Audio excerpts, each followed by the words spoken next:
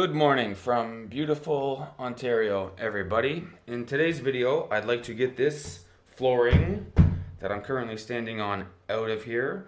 I'd like to build a subfloor in its place and potentially even get the new flooring down by the end of the video, which means we should be in Home Depot with my lovely wife picking out flooring samples if everything goes correctly. Naturally, she's in charge of the design and I'm in charge of the labor. The trouble is, this might be a pretty lofty goal because I don't know how long it's going to take to get this flooring out of here. We're going to start with removing this black rubber on top. I'm guessing that will expose some plywood, which I'd like to unscrew and take out in full sheets rather than break it all and make a total mess. And then I've got to figure out how to get these tracks out of here, which were the anchors for the seats in our shuttle bus for the airport, and those tracks look pretty darn rusty from Canadian winter ice and snow and slush, meaning they could be a bit of a chore to get out. So it could take 2 days to get this floor out of here, or it could take 5 days. And I really have no way of knowing until I start going for it. So, as a wise man once said, nothing to it but to do it. And so let's do it.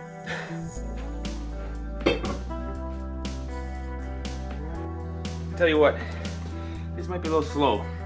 I'm just kind of peeling off pieces right now. But this is not that bad. The glue is not that hard to get up. So it is it's coming up.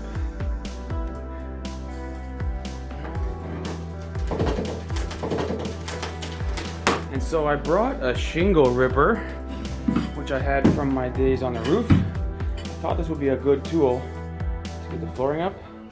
It's not bad. But honestly, the red pry bar is the one that's really doing the job. This is a go-to tool. Whew. All right, progress report at 11 o'clock in the morning, meaning I've been at it for about 4 hours. The rubber is up and it didn't take too long. It came up pretty easy. Now these tracks don't have any visible signs of fastening in them. There's no bolt heads or screw heads, so I think there must be a flap under here, and underneath the wood is where they're fastened. So the next step is to get the wood up. The good news is the wood is in good shape, so I think I'm going to use this wood as my subfloor. Obviously I'll remove the wood, remove the tracks, put my insulation, and then I'll put this same wood back on top because it's in good shape and it's already cut to my sort of unique and tricky corner in here, so I can just put it right back in on top of my insulation. So far, so good. Now let's get this wood out of here. Oh, check it out. They've got some sort of putty in each of the screw heads. Sort of unexpected. On one hand, it's a bit of a pain. I gotta scoop it out. But on the other hand, it's kind of nice because once I scoop it out, the screw heads are in good shape and they're coming right out. So overall, kind of nice that they put the putty in the screw heads. Whoa! Pause the vlog, everybody. We have a huge development. I just started prying up one corner of the plywood here to see what I'm dealing with, and I can see right through to the other side of the bus. So I guess this plywood is your bottom layer. It's big 3/4 inch plywood, but there seems to be no metal beneath it. I've been crawling beneath the bus and looking around. There are some sections with metal sheets, but there are large parts of this bus where the wood is the bottom layer. See, look, this is some kind of metal, but this over here, that's the bottom of the plywood. I guess they just cover it in some kind of black goop and it's waterproof enough for them. I don't think I'm taking this plywood out because there's nothing beneath it. So on one hand, it makes me nervous that the wood is exposed, although this bus is a 2019, meaning the past 5 years it's been going fine, and the wood on top looks great. So obviously that's the way they sealed it. It must be safe and okay to some degree. It does make me a bit nervous, but on the other hand, I'm gonna leave this wood in, I'm gonna leave these metal tracks in, and I'm gonna just put my subfloor right on top of this. I just lost a bit of space in height, I guess, because I'll be a little higher than I expected, but that's a lot less work. The rip is done. I can start building subfloor now. Wow.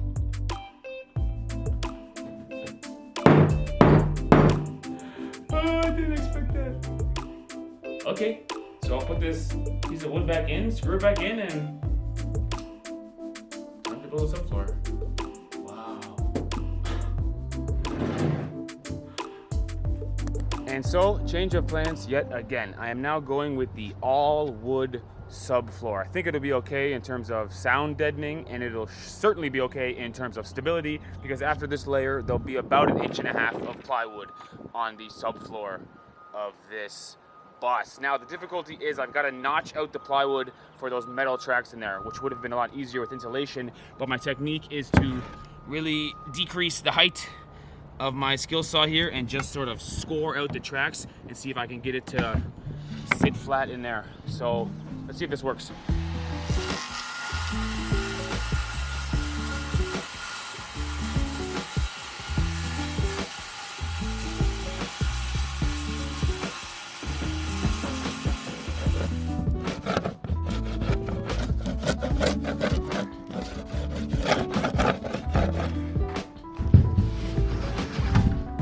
Seems to be flush both sides, so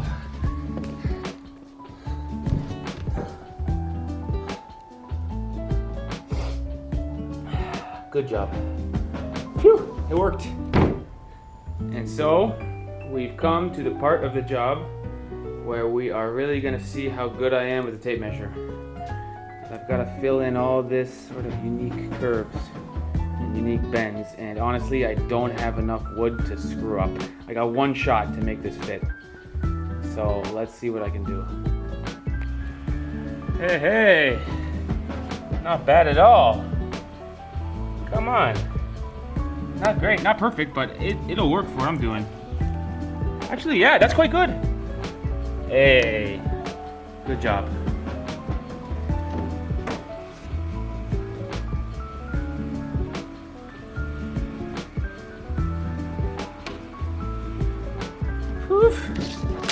Tell you what, that's about as good as it's gonna get from me. And my flooring, I think I'll put it right up over top of this. Put something soft in there and then bolt that all back down. Not bad. For me, I'll take it. There you have it, everybody. Not bad at all. For me, I am more than happy with this work. To be fair, it's not perfect. If you look here, I was cutting 8-foot length of plywood, and the cutoff piece kind of sagged a bit, so it kind of brought my cut crooked. But this is good practice for flooring because everything here will be covered by the flooring, so I'm not really happy with that part, but it is what it is. And speaking of flooring, let's go to Home Depot. Oh, Ivana, I let you down. Could have parked right here. Anyway, we got about 155, let's say, call it 150 square feet. So if you want to do nice hardwood at $6 per square foot, that's like $1,000. So maybe laminate is going to be more our speed. Something around the $2 per square foot price point, which comes in at like $300. All right, I think we're gonna go. We're looking for a lighter shade of wood because I heard that the lighter one will brighten up the room, and also it won't show the dirt when you have dirt inside the house. I really have no idea how to tell if it will look good. This is really your job. LIFEPROOF, wow. It comes with the rubber thing on the back. It's expensive no though. underlay, you just put that right on top of the subfloor. Again, it's $450 though. Yeah, let's look for a cheaper. Now, these are real wood, not laminate. No, this is back to laminate. But this is the kind of style I like. This is laminate. Oh, that's lime. It looks like real wood, right? That might be your favorite one then. The I like real that wood one. ones look so nice. What do you think of I that? think it's worth to spend the money and put some real wood floors in it. It looks like $1 million. I don't know, Steve. It's not. I mean, it's a bus after all. Yeah. Maybe it's a bus. You don't put real wood in a bus. Yeah, maybe not. I think that's the winner so far, Steve. Pretty good, right? Yeah, I like that one. This then- one is not too light and not too dark. Maybe that one, same kind of idea. I like this one better. Plus it's cheaper. That one I don't like the dents. Oh yeah.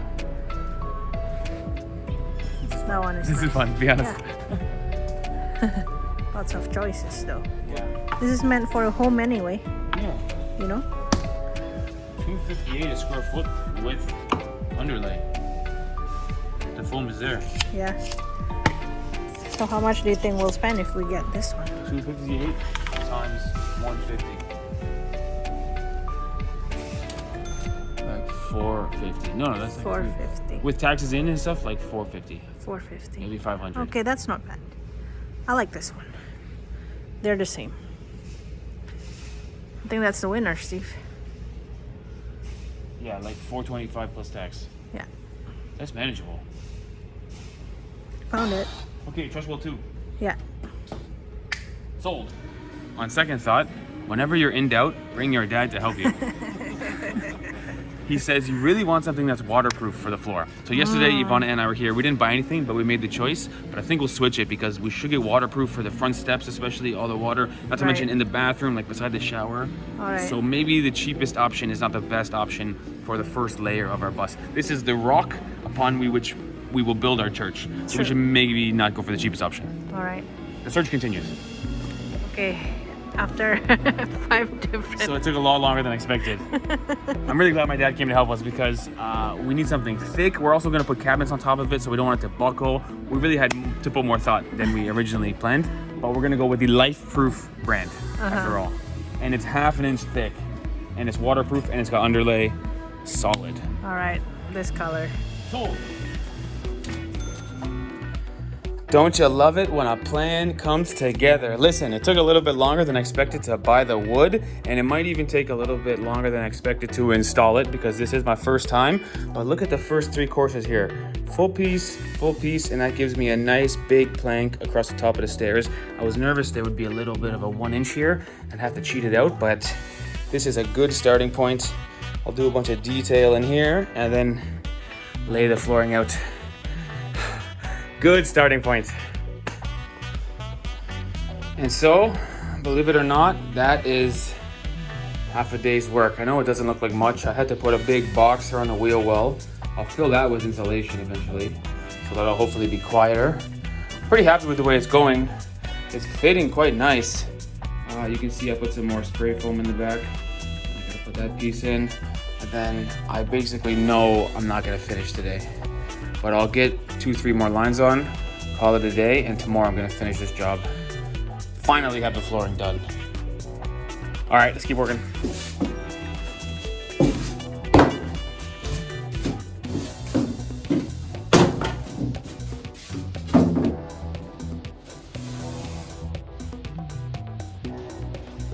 Need some plywood here still.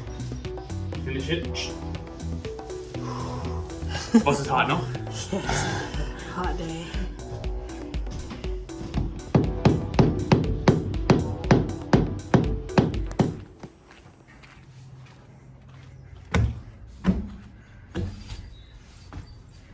Here it is. Wow. The floor is done. Last piece. Very nice, babe. Good job. Woof. Guess where we're having dinner tonight? Right here on the floor. Oh boy. I have not even 1 piece left. Very nice. Good. You can't really, once you cut the pieces of flooring, you can't really reuse it because it has all different Angle. layers. And so Yeah. once you cut the front end off, it's almost useless. So literally not even 1 full piece. All Only right. a bunch of offcuts. But perfect. Good. Good. Looks good. I also framed in Great these. job. I also framed in these boxes. But I Right. ran out of insulation, so we'll do that one more. But in the end, boom. Good. Okay, the reason we brought Ivana here today is because in the next video, Ivana and I are gonna put tape on the floor and start figuring out the floor plan. What is the floor plan? We don't Fun. exactly know. That's the fun part. Yeah, so let me go wash it up and we'll clean everything, sweep everything, and then starting next video will be kitchen, bathroom, you know. Great. Woo, good work, Ivana. Good work. Lunch break.